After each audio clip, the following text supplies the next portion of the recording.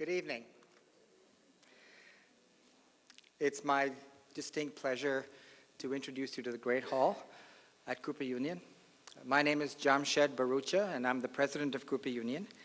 And it is truly an honor tonight to introduce the former president of Ireland, who I assume those of you who have come know about, and Mary Robinson know her book, which is really quite a revelation.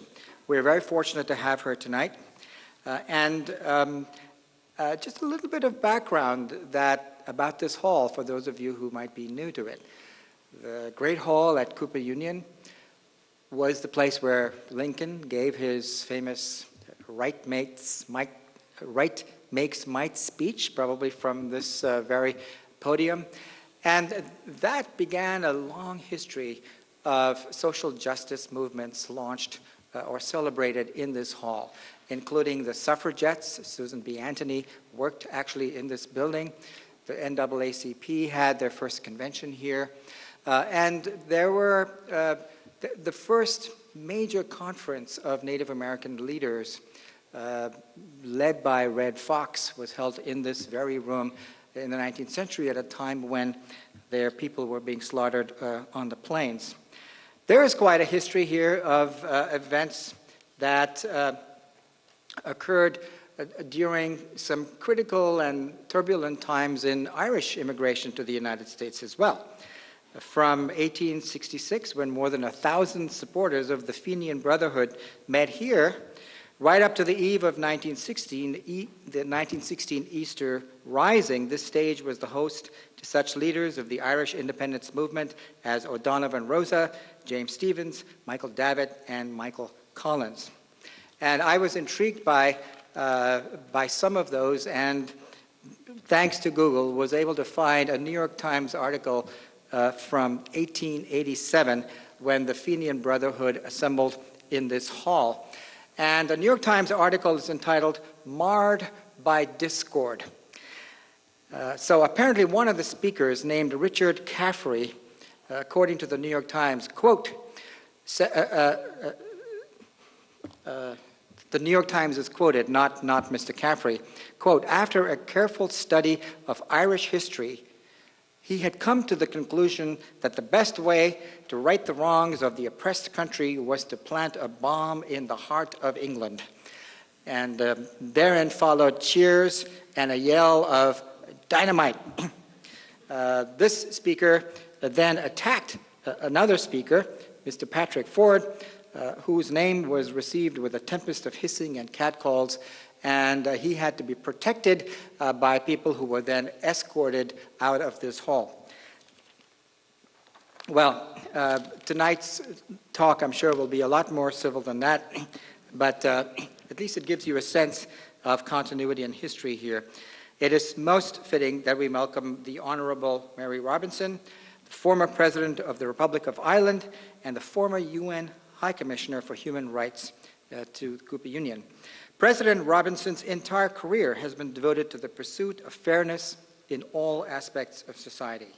As an activist lawyer, she defended the causes of women and the marginalized, and as a member of the Irish Senate, she promoted progressive legislation, including the legalization of contraception.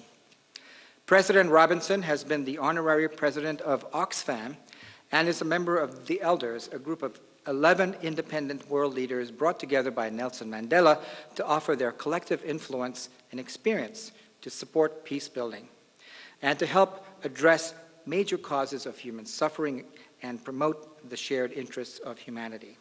In 2009, President Obama awarded her the Presidential Medal of Freedom, calling her, quote, "an advocate for the hungry and the hunted, the forgotten and the ignored."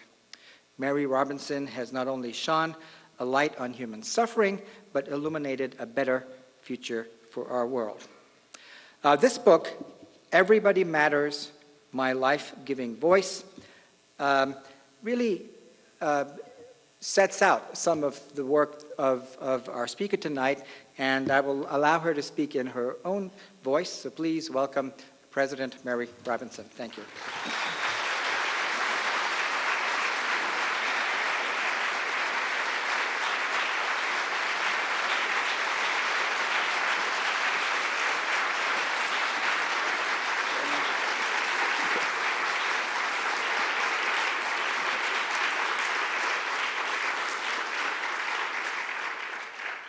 Thank you very much for that warm welcome, and it's very inspiring to be in a hall that's had so many illustrious speakers, particularly on the theme of social justice and wanting the kind of change that will be better for society. I'm delighted to be here in Cooper Union, and I very much appreciate also the sponsorship of Glucksman Ireland House of NYU, which I'm very familiar with. It's a place I have many times visited and enjoyed.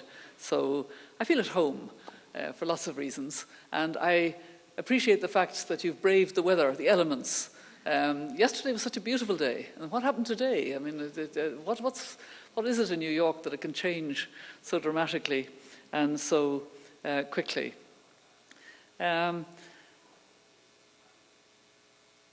As I say, I feel very at home because I had an early experience of learning about human rights, very early. Growing up in the west of Ireland, the only girl wedged between 4 brothers, 2 older than me and 2 younger than me. So of course I had to be both interested in human rights and equality, but also using my elbows and generally asserting myself. But as I tried to explain in the book, because I think it's good to record what Ireland was like at that time, that wasn't the norm. The Ireland that I was growing up in was an Ireland where girls and women knew their place. Their place was in the home or in the nunnery, or if they were talented enough, they could become writers or artists or musicians.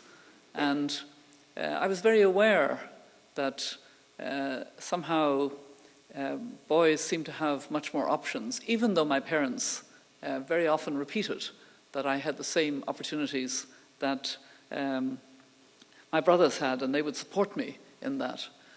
And after 6 years at the Sacred Heart boarding school in Dublin, I realized that the options were not really very exciting. Most of my contemporaries at the time were talking about what they would do for a year or 2 before they married. But marriage was very much the goal, the objective, and parents would help with that, and that was what was expected.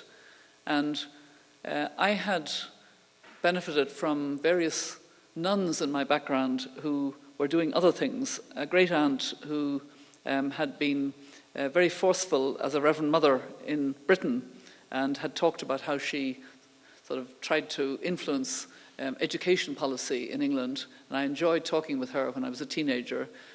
And even more so, I think, my father's older sister, Ivy, his 2 sisters became nuns, but it was the older sister, Ivy, who had gone to India with the Sacred Heart Order and become very involved with children who were very poor, who would not have had an education, and all the issues related to that.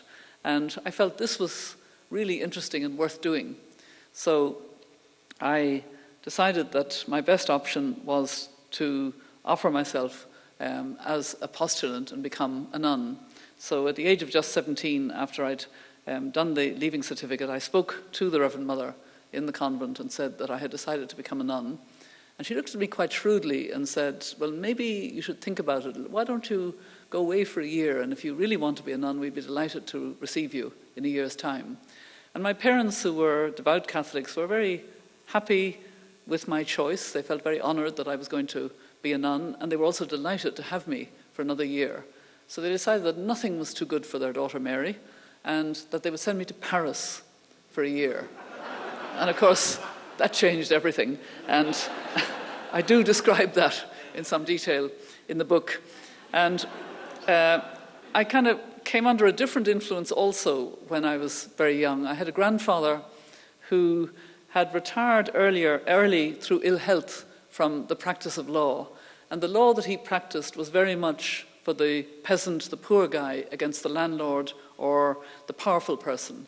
And he was pleased to have a young girl, 10, 11, 12, 13, who was actually interested